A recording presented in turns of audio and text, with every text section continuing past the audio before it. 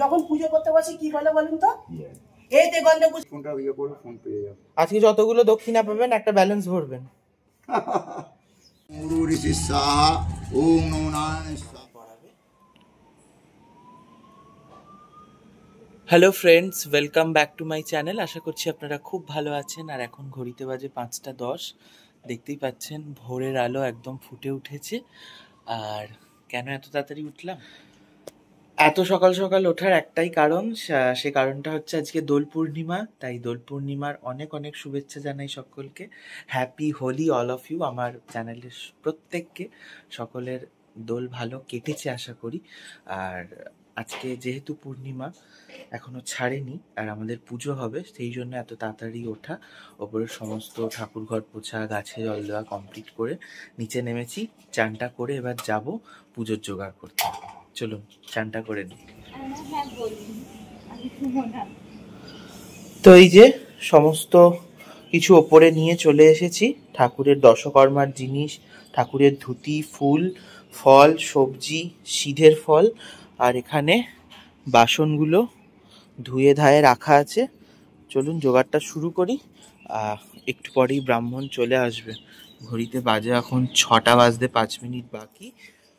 ব্রাহ্মণ আসবে 7টা। 1 ঘন্টায় আমাকে কাজকর্মগুলো করে নিতে হবে। অবস্থা দেখেছেন, সকালবেলা কেউ বলবে আমি চান করে এসেছি, মনে হচ্ছে যেন কোনো অনেক কাজ করে এলাম। অনেক কাজ কিছুই না, শুধু ওপর থেকে এই নিচ থেকে ওপরে এগুলো তুললাম, তাতেই আমি এরকম ঘেমে চান হয়ে গেছি। সেই জন্য আজকে একটা পাতলা এরকম গেঞ্জি পরলাম, যেটা ক্ষেত্রপাল তলায় পরে গিয়েছিলাম পুজো দিতে।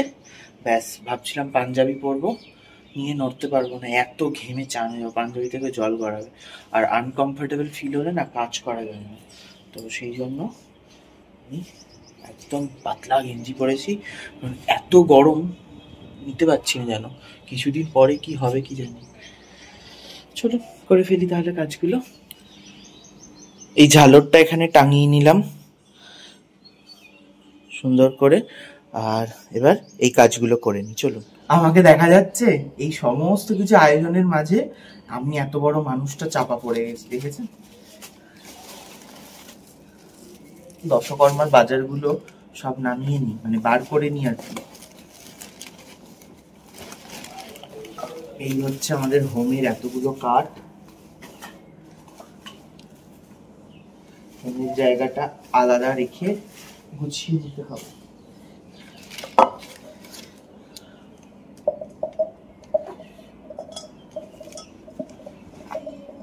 এবার আমাকে দেখা যাচ্ছে, তাই না? ঠাকুরের ধুতি, গামছা সবের মধ্যে রয়েছে। গামছাটা একটুখানি আমি সুন্দর করে পাকিয়ে নিই, তারপর করে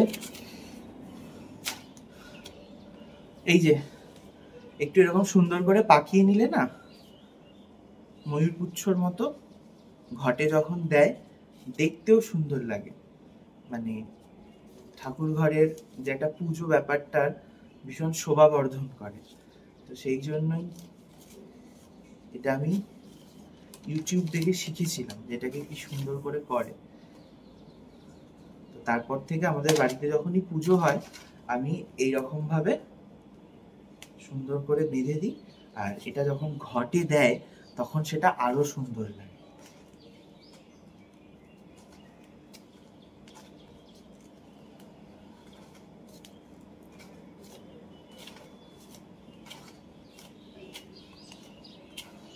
পুজো আর্চা মানে তো আমরা ঈশ্বরকে একদম হাতের মুঠোয় দেখতে পাচ্ছি এমনটা নয়। পুজো আর্চা মানে হচ্ছে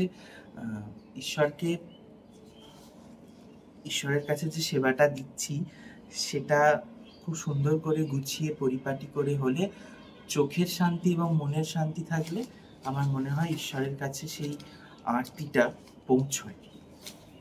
এই জন্যই যত আমি নিজে বড় হচ্ছি এবং পুজোর কাজ যেহেতু বাড়িতে আমি করে ফেলি, বাকি মা বাবা এরা সব বাহ্যিক কাজগুলো করে, তো সেই সমস্ত চেষ্টা করি যে সেই কাজগুলো যেন প্রতিনিয়ত আরো সুন্দর হয়।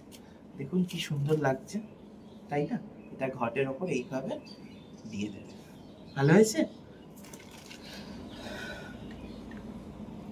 আর কি বলুন তো, সত্যি বলতে আমার যেহেতু পুজোর কাজ করতে ভালো লাগে আর পুজোর কাজ কিছুটা জানি বলে আমাদের বাড়িতে যখন ব্রাহ্মণ আসেন তখন ওনারাই বলেন যে বাহ, তুমি তো সব জোগাড় করেই রেখেছো।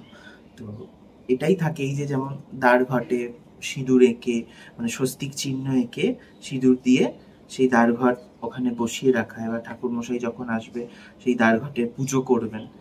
তো সেই কাজগুলো আমি আগে থেকে করে রাখি। এখানে সমস্ত যে দশকর্মার জিনিস আছে গুছিয়ে গুছিয়ে কেটে কেটে রেখে দিই, যাতে উনি চটপট হাতের কাছে পান। তো সেই কারণেই এত তাড়াতাড়ি ওঠা এবং এই কাজগুলোকে খুব নিপুণ হাতে, মানে নিজের হাতে করা।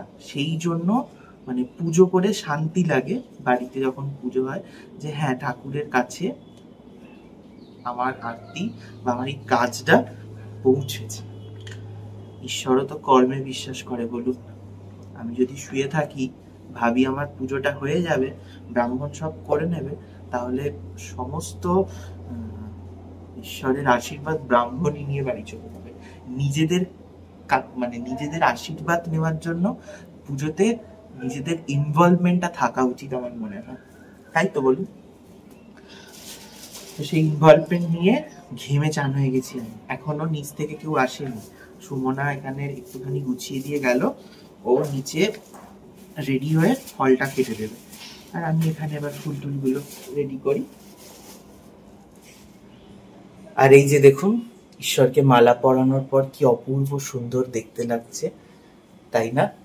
তো আমি মালাটা পরালাম, তারপর ব্রাহ্মণ এসে যদি মালা পরাবে, আমি আগে থেকে পরিয়ে দিলাম। কালকে এটা আমি সাজিয়ে তারপর অফিস গেছি। কি সুন্দর লাগছে ঠাকুরকে দেখতে। তো এই যে ফল কাটা সমস্ত জোগাড় কমপ্লিট, ফলটা সুমনা কেটে দিয়েছে, আর এখানেও সমস্ত জোগাড় কমপ্লিট। আর এই যে আমরা দুজনে হোলির দিন একদম সাদা হয়ে গেছি, শুধু রংটাই বাকি রয়েছে। গায়ে না রং লাগলেও মনে আছে, তাই তো বলো সুমনা? ওটাই আসল দরকার, তাই না? এখনো ঠাকুর মশাই আসেনি, তাই ভাবলাম আপনাদের ফুলটা দেখায়। এটা আমি আগের বছর এনেছিলাম গাছটা, একদম এই ডালে একটাও পাতা নেই, দেখুন লতিয়ে লতিয়ে উঠেছে।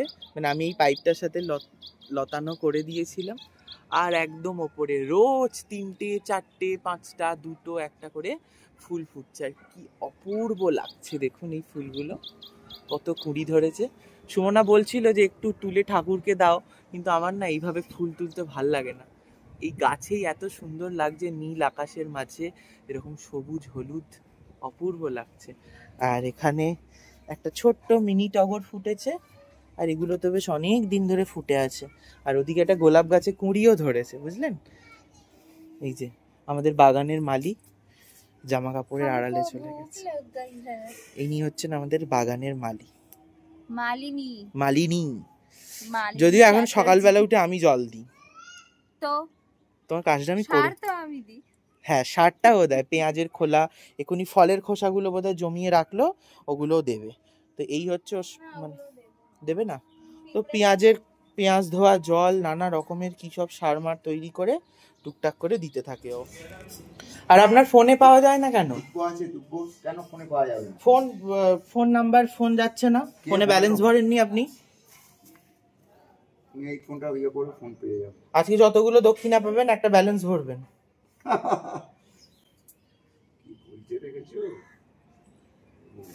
209 টাকা ভরবেন, আপনার এখন 24 দিন না 20 দিন চলবে জিওতে।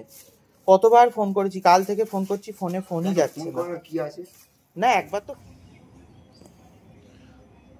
ঠাকুর মশাই এসে গেছে 2 ঘন্টা লেটে।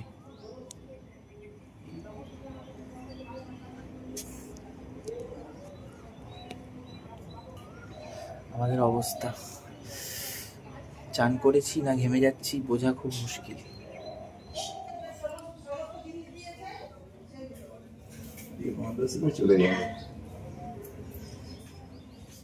এই যে বাতাসা 5টা করে ওই তো 5টা করে নিন আর দিয়ে দিন। দেখুন আগে ঠাকুর মশাইগুলো না আলাদা ছিল, এখন ঠাকুর মশাই যখন পুজো করতে বসে কি বলে বলুন তো? এতে গন্ধ পুষ্পে চাল কলা যা আছে আমার ব্যাগে পুরে দাও, এতে গন্ধ পুষ্পে মিষ্টি ফিষ্টি যত আছে তত আমার ব্যাগে পুরে দাও, নবসে নবই নব। এইভাবে বলে? হ্যাঁ একদম। আচ্ছা, ঠাকুর মশাই আমাকে বলছেন যে পরের বার থেকে এইরকম সাজিয়ে রাখবে। আপনার কোনো অসুবিধা হবে না, একটু সময়ের আগে আসবেন, আমাদেরও সুবিধা না, আমাদের সব অসুস্থ, সব পায়ের ব্যায়াম করতে পারি না, সব সাজিয়ে রাখবে, ঠাকুর মশাই শুধু এসে এতে গন্ধ পুষ্প বলে চলে যাবে। হ্যাঁ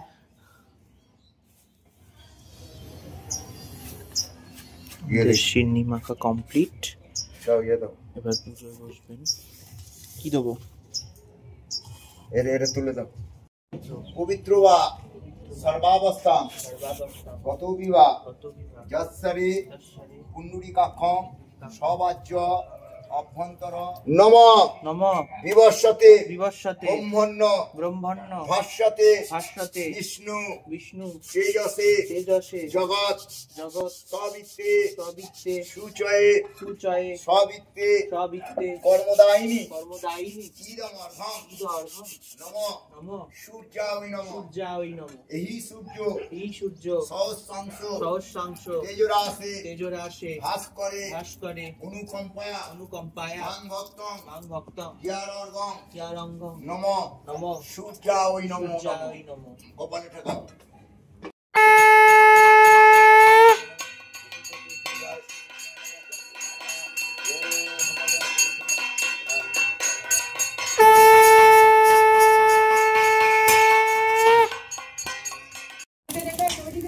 ওম নমো অষ্টসংঘ বিল্লবত্তায় ওই নমো নমঃ ওম নমো সাইদং কই নমো অষ্টসংঘ বিল্লবত্তায় নমো নমঃ অধিপতে দেবায়। দুটো ফুল দাও তো, দুটো ফুল দাও। ঋষি সাহা ওম নমো নারায়ণ সাহা ওম নমো কালিকায় সাহা ওম নমো সর্বসিদ্ধায় সাহা ওম নমো ভূ সাহা ওম নমো সর্বসিদ্ধায় সাহা।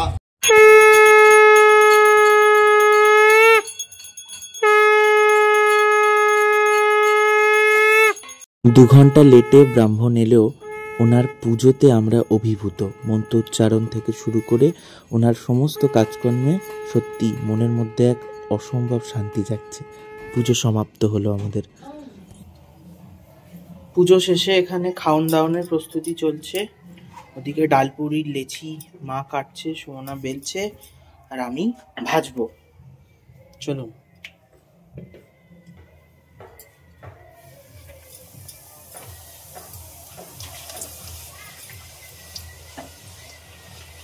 আমার সব মিষ্টির হাত হতো।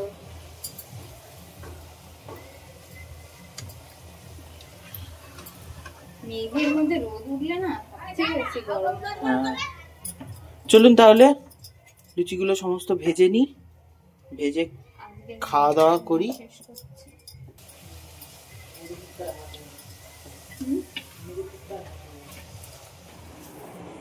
আজকে পুজোর দিনে আমাদের মেনু হচ্ছে ডালপুরি, আলুর দম, সিমুই এবং ঘুগনি। এখানে প্রথম ব্যক্তি খেতে বসেছে। কেন গো? এখানে আমার শালি খেতে বসেছে, এই সরি শালা খেতে বসেছে। শালা লজ্জায় চলে গেছে। খেয়ে নে, বাকিরা আসুক, খেয়ে নেবে। আমাদের নেক্সট সম্মানীয় ব্যক্তি, অনেক দিন পর আমার ব্লগে সম্মানীয় মিস আরাধ্যা কি এই তোর সাউ আরাধ্যা কি আরাধ্যা রয়। কেমন হয়েছে লুচিটা জানাবেন। চলুন, এখানে এখন দিদি জামাইবাবু আসবে। দিদি জামাইবাবু এখানে খেতে বসেছে। ওদের খাওয়া হয়ে গেলে আমরা খেতে বসবো, তারপর আপনাদের একটা জায়গায় বেড়াতে নিয়ে যাব। সেই ব্লগটা আপনারা পরের দিন দেখতে পাবেন। আজকের ব্লগটা এখানেই শেষ করছি। দেখা হবে খুব শিগগিরই নতুন আরেকটি ব্লগে। ততক্ষণ ভালো থাকবেন, সুস্থ থাকবেন, টাটা।